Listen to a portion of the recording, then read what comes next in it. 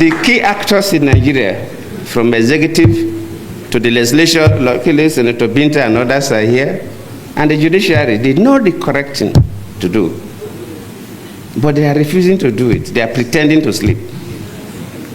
And waking such a person is extremely difficult because the person knows the right thing. The clear abuse of offices, clear abuse of power, clear abuse of privileges.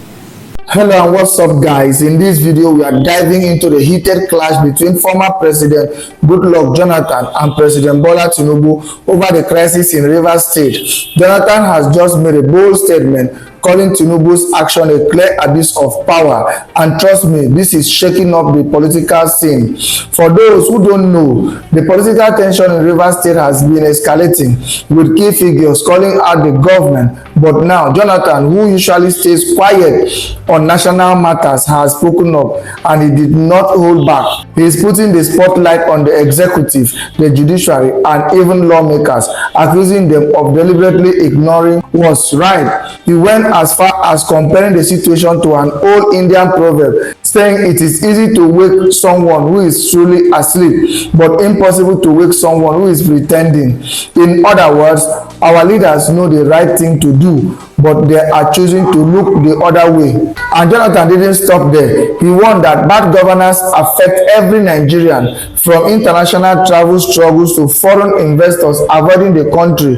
He made it clear, if Nigeria doesn't fix its governance, we are all in trouble. Guys, I'll let you watch the video for yourself so you can see exactly what I'm talking about. Also, don't forget to like, share, and subscribe to this channel if you haven't already done so. Take a look, guys, and remember to share your thoughts after watching. Because we've spent quite some time here, so I wouldn't want to bore you with a lengthy protocol, and so I have to adopt the protocol of the founder. He said that it's not good at protocol, but you did a perfect job. Because you recognize everybody. Let us join you to also appreciate the governors that are here being represented by very distinguished Nigerians. Thank you so much. And of course, our distinguished senator from Kenya and other senators are here, Binta and others are here with us. Thank you for being here.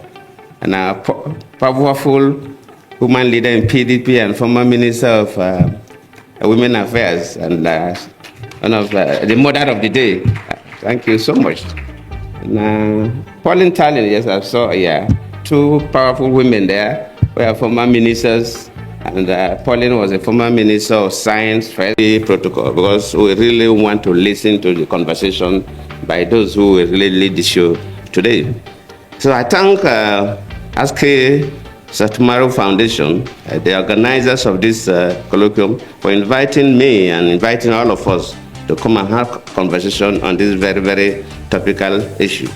I'm quite impressed with the topic that focuses on promoting social change and empowerment through diversity, equity, and inclusion, the traditional DEI issue. Just like the founder said, when I look at the array of speakers, the keynote speakers and so on, I'm quite pleased that the conversation today will be good, especially relating to what is currently happening in the country regarding Rivers State. As we gather here today, we are reminded that the pursuit of social change is a continuous journey, one that requires a collective effort, commitment, and perseverance.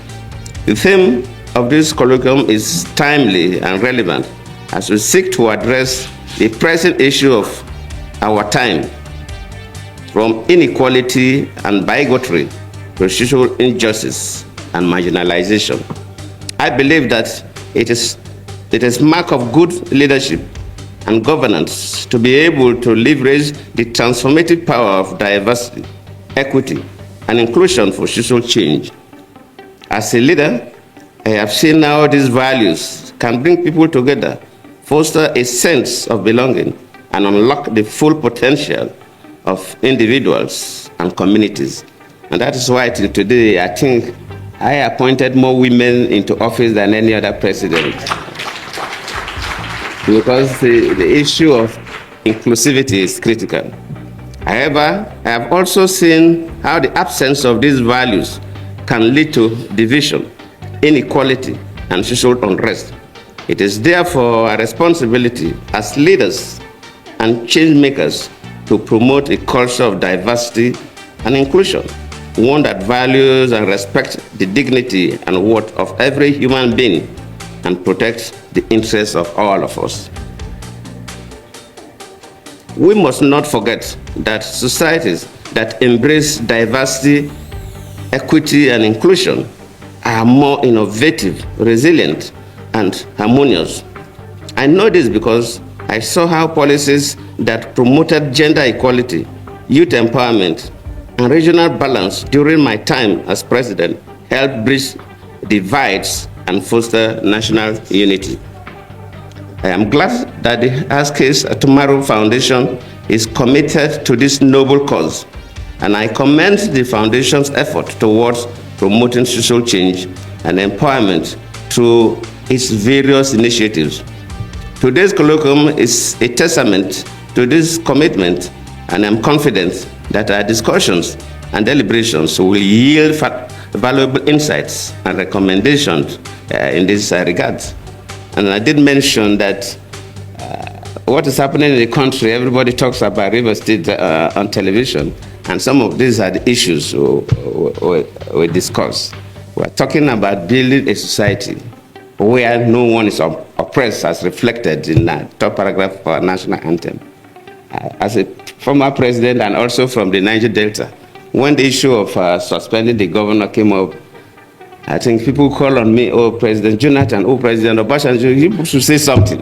People expected us to say something about what is happening. And of course, people don't even know that traditionally all over the world, former presidents hardly make statements about what the current presidents are doing because of the tension it could create in the country. In most cases, look at America, look at everywhere. So hardly for former presidents to make sometimes you see. And of course, what is happening in Nigeria today regarding the situation in Rivers State is like an Indian proverb that said that if somebody is sleeping, really sleeping, you can easily wake up that person. But if the person is pretending to sleep, you find it difficult to wake up that person.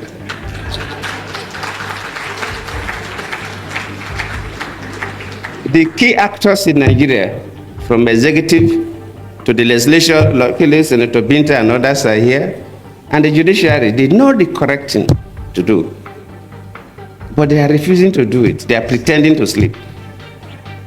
And waking such a person is extremely difficult because the person knows the right thing.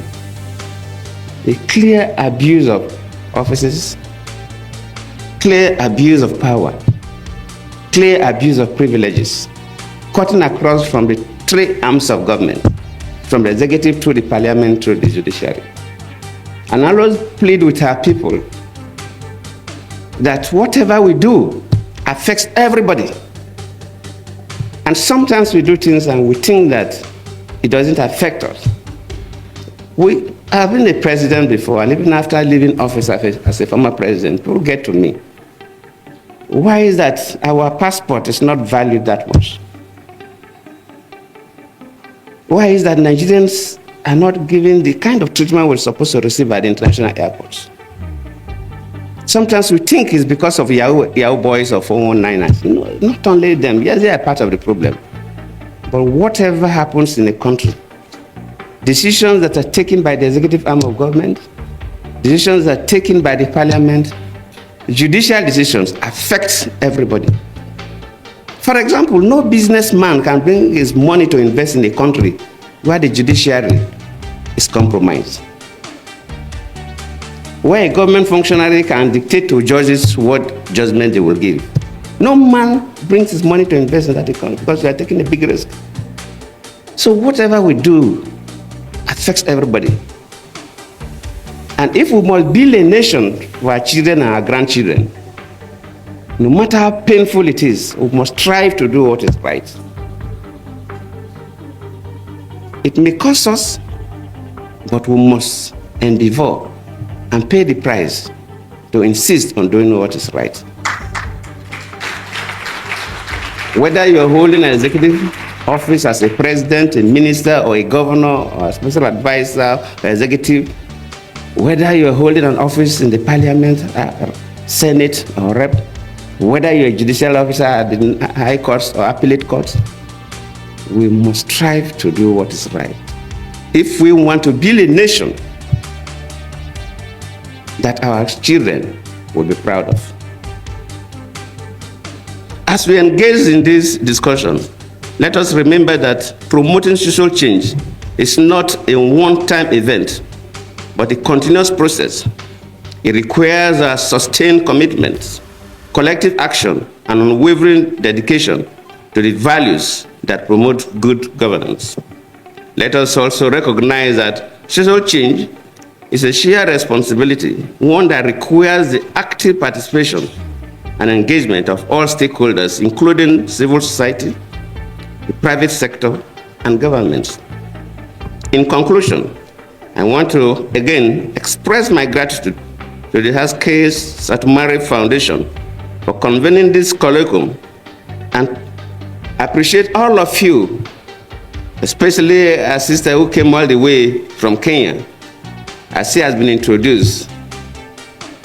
If you are ticking the boxes for people that are supposed to be here, she fill all the gaps. Thank you for coming. And thank you from what you told me yesterday, said that Nigeria is the first West African country you have visited. So you are welcome. And I hope you will enjoy Abuja, and we'll listen to you and we'll listen to all others. So I thank you very much.